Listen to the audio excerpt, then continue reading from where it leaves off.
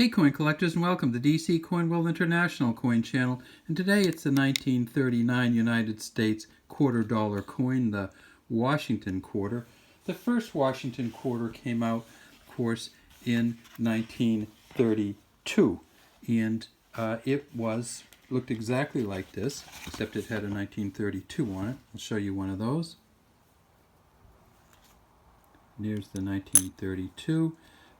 It came out and essentially 90% silver, 10% copper. The mint marks are on the back of these down here. They're not on the front. And it looks pretty similar to the modern quarter, except we just changed our modern quarters to another 1932 design. And so look for one of those 2022 quarters because they have a different front on them and they're pretty cool. All right, so what do we got here? Well, let's take a look at this one. You get some real good color on some of these, and some collectors really like them. You get a little chip out of this one, but you don't see much underneath because it's pretty much silver and copper, so you don't have a huge core inside there. Tip it up, and we see that 119 of these reeds, in the silver coins, they are often worn down quite a bit. We tip it over on the back and we see this whole back is worn down. Look how smooth that is around the edges. This probably went through machines or something. Down here at the bottom we see the D. Now it's for the Denver Mint. In 1939 at the Denver Mint they made 7.1 million of these. This coin, if you get it at a high grade, an MS68, so you have all the definition and detail, they've only found 2 MS68s ever, and it's worth about $14,000 or $15,000. In fact, one sold for $14,400 in August of 2022. It says United States of America around the top, E pluribus unum here. Down here at the bottom it says quarter dollar, and then there's an eagle holding some arrows, which you can't really see, and an olive branch down here at the bottom.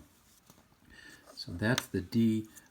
What's this one? This is same. The front's going to be the same on all of these. It says Liberty and God We Trust under the chin.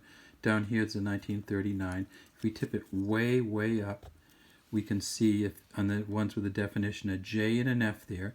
And that's for John Flanagan from the original design in 1932. We look, same reads on this. Get to the back, we have a little bit more definition here. You can see the eye and the beak. You can see that these are, I think you can tell these are arrows in this one. And you can see the little tail feather that comes down below the arrows. And this one does not have a mint mark, so that means it's Philadelphia. And at Philadelphia in 1939, they made 33.5 million. In an MS68, they found 24 MS68 so far. It's worth about $3,700. One thing that you should know, though, about the coins without the mint mark is they did make about 8,000 proof coins. About 9,000, 8,795 proofs. They first started making proof coins in 1936 with about 3,800. By 1939, they were up to about 8,800, almost 9,000. And if you can get this in a proof coin, a proof 68 is worth over $8,000. They found 7 of them. So if you find a proof coin, probably worth your while to get, or a proof set, probably worth your while to get it valued because they just have a much higher value and there are very few of them made. And as I said, they made about 9,000. In 1964, the last year of this quarter, they made about 4 million proof sets. So they started making more and more. And then finally for this coin, we have the S version. And you can see even the S's get kind of worn down here. You don't see much definition anywhere here. A little bit of strange color there. Very worn down on the edges. Some other kind of dot there. And right here is the S. San Francisco Mint, they made 2.6 million. This is called a semi-key date. Key date is one of the dates that all the collectors try to get if they can, and this one's close to that. They haven't found any really, really high level San Francisco Mint coins. 67 plus is the highest, and one sold in May of 2022 for about $2,160. So this is a hard one to get, but it's incredibly hard to get in great condition. Now, in 1939, if you're looking for 1939 coins, probably the one you really want to look for is going to be the nickel. The nickel in 1939 has some very expensive coins. They have a Denver Mint coin. Let's see what this one is. This is a Denver. They have a Denver Mint coin in 1939 that is worth about $27,500.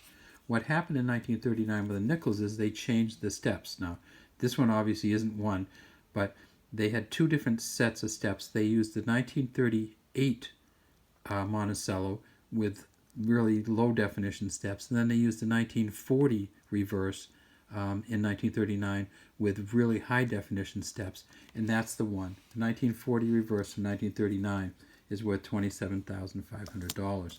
And of course, there's some really valuable pennies out there. For the pennies, each one of them is worth $8,000 to $10,000 at the highest.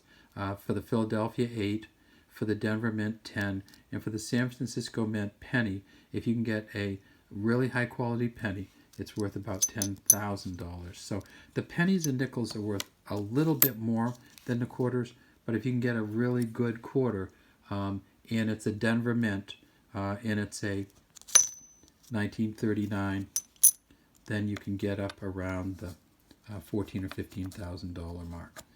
All right, and there's our Denver Mint, which is probably worth about $5 just in silver value.